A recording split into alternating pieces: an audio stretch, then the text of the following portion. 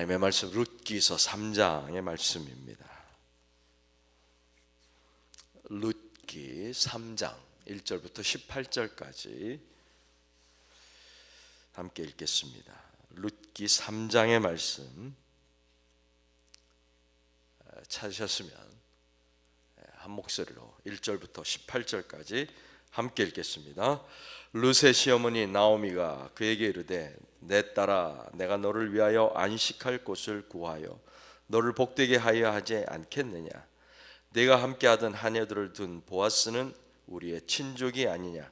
보라 그가 오늘 밤에 타작마당에서 보리를 까불리라. 그런즉 너는 목욕하고 기름을 바르고 의복을 입고 타작마당에 내려가서 그 사람이 먹고 마시기를 다 하기까지는 그에게 보이지 말고 그가 누울 때에 너는 그가 눕는 곳을 알았다가 들어가서 그의 발치 이불을 들고 거기 누우라. 그가 내 할 일을 네가 알게 하리라 하니 룻이 시어머니에게 이르되 어머니의 말씀대로 내가 다 행하리이다 하니라. 그가 타작마당으로 내려가서 시어머니의 명령대로 다 하니라. 보아스가 먹고 마시고 마음이 즐거워 가서 곡식 단 더미의 끝에 눕는지라. 룻이 가만히 가서 그의 발치 이불을 들고 거기 누웠더라. 밤중에 그가 놀라 몸을 돌이켜 본즉 한 여인이 자기 발치에 누워 있는지라. 이르되 내가 누구냐 하니 대답하되 나는 당신의 여종 룻이오니 당신의 옷자락을 펴 당신의 여종을 덮으소서. 이는 당신이 기업을 물을 자가 됨이니이다 하니 그가 이르되 내 딸아 여호와께서 내게 복 주시기를 원하노라. 네가 가난하건 부하건 젊은 자를 따르지 아니하였으니 내가 베푼 인애가 처음보다 나중이 더하도다. 그리고 이제 내 딸아 두려워하지 말라. 내가 네 말대로 네게 다 행하리라. 네가 현숙한 여자인 줄을 나의 성읍 백성이 다 아느니라. 참으로 나는 기업을 물을 자이나 기업 물을 자로서 나보다 더 가까운 사람이 있으니 이 밤에 여기서 머무르라. 아침에 그가 기업 물을 자의 책임을 내게 이행하려 하면 좋으니 그가 그 기업 물을 자의 책임을 행할 것이니라. 만일 그가 기업 물을 자의 책임을 내게 이행하기를 기뻐하지 아니하면 여호와께서 살아계심을 두고 맹세하노니 내가 기업 물을 자의 책임을 내게 이행하리라. 아침까지 누워 있을지니라 하는지라. 룻이 새벽까지 그의 발치에 누웠다가 사람이 서로 알아보기 어려울 때에 일어났으니 보아스가 말하기를 여인이 타작마당에 들어온 것을 사람이 알지 못하여야 할 것이라 하였습니다. 보아스가 이르되 내 겉옷을 가져다가 그것을 펴서 잡으라 하매 그것을 펴서 잡으니 보리를 6번 되어 룻에게 지어주고 성읍으로 들어가니라. 룻이 시어머니에게 가니 그가 이르되 내 딸아 어떻게 되었느냐 하니 룻이 그 사람이 자기의 행한 것을 다 알리고 이르되 그가 내게 이 보리를 6번 되어주며 이르기를 빈손으로 내 시어머니에게 가지 말라 하더이다 하니라. 이에 시어머니가 이르되 내 딸아 이 사건이 어떻게 될지 알기까지 앉아 있으라. 그 사람이 오늘 이 일을 성취하기 전에는 쉬지 아니하리라 하니라. 아멘.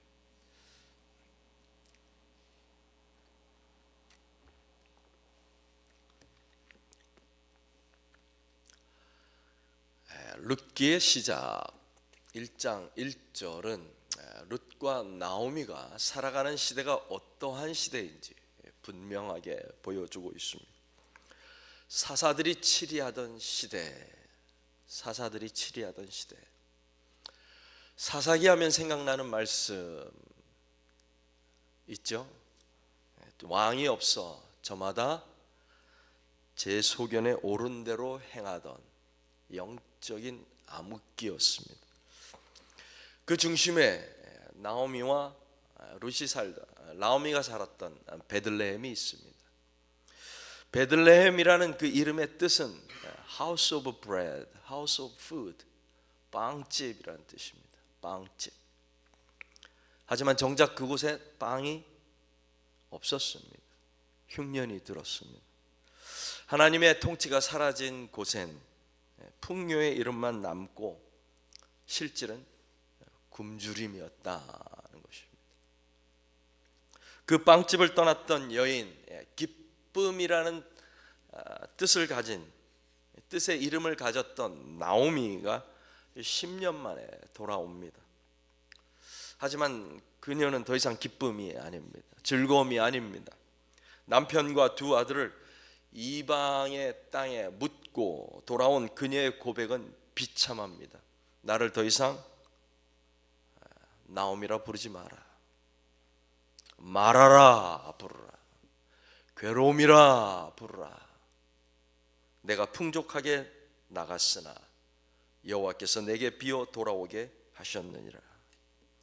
빵집에 빵도 돌아왔고 하나님께서 하나님의 백성들을 불쌍히 여기셔서 양식을 주셨습니다. 그러나 나오미의 인생은 여전히 텅 비어 있다는 것입니다. 오늘 본문 3장은 그 텅 빈 인생을 채우기 위한 나오미와 룻의 처절하고도 치열한 몸부림을 보여주는 것입니다. 나오미는 룻에게 말합니다. 목욕하고 기름을 바르고 의복을 입으라. 마치 신부가 신랑을 위해 단장하는 것처럼 하라는 것입니다. 한밤중에 타작마당으로 들어가 잠든 보아스의 발치 이불을 들추고 거기에 누워라. 한밤중 타작마당 포도주를 마신 남자, 혼자 누워 자는 남자, 파티가 끝나고 술에 취한 채 홀로 자고 있는 나이 많은 남자에게 다가가는 젊고 예쁜 이방 과부. 자칫하면 스캔들이 되어서 돌팔매를 맞아 죽을 수도 있고 보아스에게 모욕을 당하며 쫓겨날 수도 있는 상황입니다. 하지만 룻은 그 어둠 속으로 들어갑니다.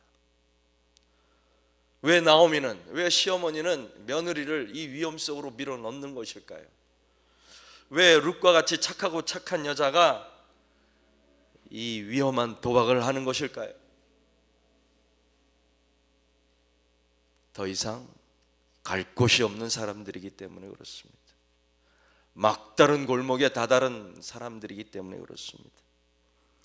과부이자 이방인이자 가난한 사람은 어떤 법적인 보호도, 사회적인 지위도, 경제적인 기반도 없는 사람입니다.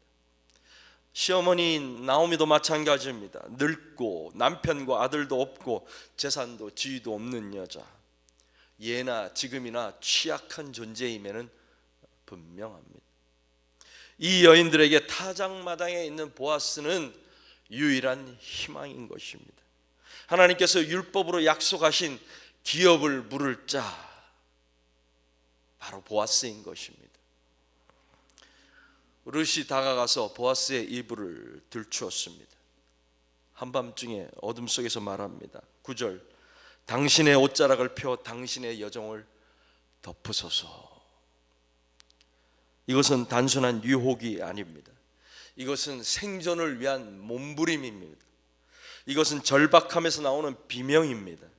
막다른 골목에서 은혜를 구하는 것입니다. 살기 위해서 은혜의 옷자락, 약속의 옷자락을 붙드는 것입니다. 당신의 옷자락을 펴서 당신의 여종을 덮으소서. 이방에서 온 젊은 과부가 유력한 사람인 보아스에게 청혼을 하고 있는 것입니다. 가난한 여자가 부자 남자에게 청혼합니다. 있을 수 없는 일입니다. 이 말은 나는 갈 곳이 없습니다. 나는 당신의 도움이 필요합니다. 당신만이 나와 시어머니의 유일한 소망입니다. 라는 외침입니다.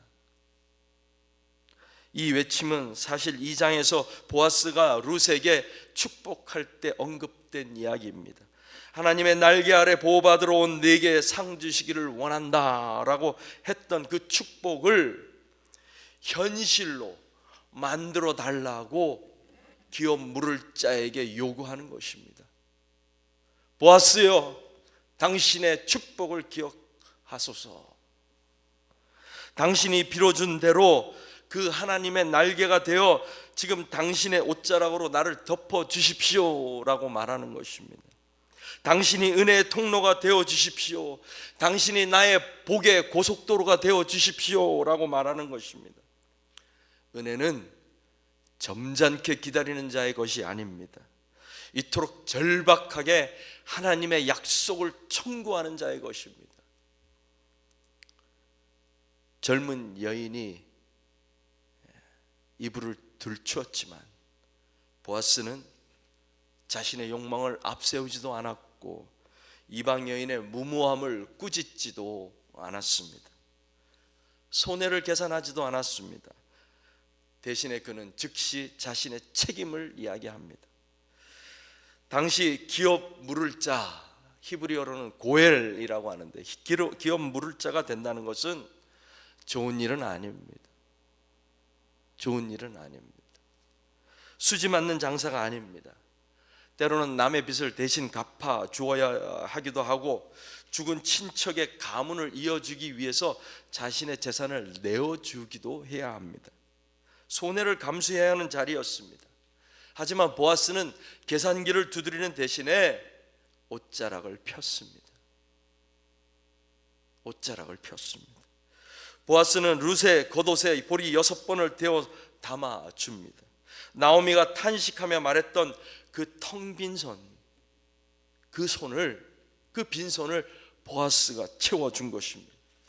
보리 6번은 단순한 식량이 아니라 내가 너의 인생을 책임지겠다라고 하는 하나님의 약속을 보아스를 통해서 이 두 과부에게 눈으로 보게 하시고 손으로 만지게 하시는 하나님의 역사인 것입니다. 이 장면을 어디서 본 것 같지 않습니까? 복음서에 나오는 스로보니게 여인을 기억하십니까? 예수 발치에 엎드려서 상 아래의 개들도 아이들이 먹던 부스러기를 먹나이다 라고 외쳤던 그 이방 여인 룻과 닮은 면이 있습니다. 체면과 자존심을 다 버리고 오직 주의 자비만을 구했던 그 절박함이 하나님의 은혜의 통로가 된 것입니다. 기적을 만들어낸 것입니다. 룻도 마찬가지입니다. 체면이고 자존심이고 다 버리고 보아스의 이불을 들쳤습니다. 나를 덮어 주십시오. 나는 당신의 은혜가 필요합니다. 예수님께서 스로보니게 여인에게 하신 대답은 내 믿음이 크도다. 내 소원대로 되리라. 마찬가지로 보아스도 룻에게 말합니다. 두려워하지 말라. 네가 구하는 것을 내가 다 행하리라. 은혜는 절박한 사람이 구하는 것입니다. 있어도 되고 없어도 되는 것이 은혜가 아닙니다. 인생의 막다른 골목에서 더 이상 어찌 해볼 도리가 없을 때 체면불구하고 자존심 다 내려놓고 계급장 떼고 매달리는 것입니다. 의지할 게 없다는 것을 깨달은 사람이 구하는 것입니다. 주여 영생의 말씀이 주께 있사오니 우리가 누구에게로 가오리까? 이 고백을 가지고 나의 전부를 걸고 거룩한 도박을 하는 것입니다. 인간의 눈으로는 도박이지만 하나님의 약속을 믿는 자에게는 확실한 투자인 것을 믿으시기 바랍니다. 여러분, 우리는 모두 은혜 없이는 단 하루도 살 수 없는 룻과 나오미 같은 인생들입니다. 때로는 인생이 마라처럼 쓰고 내 손이 텅 빈 것 같은 절망스러운 때가 우리 인생 가운데 있습니다. 그때 우리는 주님의 보좌 앞으로 달려가 그분의 옷자락을 붙들어야 합니다. 주님, 당신의 옷자락으로 우리를 덮어 주시옵소서. 주님, 당신의 날개로 우리를 덮어 주시옵소서. 약속하신 말씀을 내게 이루어 주시옵소서. 개와 같은 나에게 부스러기라도 주시옵소서. 동시에 오늘 말씀은 우리에게 보아스가 되라고 말씀하십니다. 세상은 빵집에 빵이 없다고 아우성칩니다. 교회에 와도 기쁨 대신에 쓴맛만, 마라만 가득하다라고 이야기합니다. 그때 우리는 보아스가 되어야 합니다.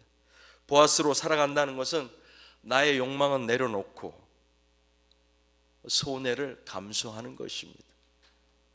내 시간을 다른 일을 위하여 내어주는 것입니다. 심지어 내 자존심과 내 명예에 상처가 난다고 할지라도 내려놓는 것입니다. 그래서 절망에 빠진 이웃의 부끄러움을 덮어주는 넉넉한 옷자락이 되어주는 것입니다. 괴롭고 쓰디쓴 인생을 살아가는 이웃의 빈손을 가득히 채워주는 것입니다.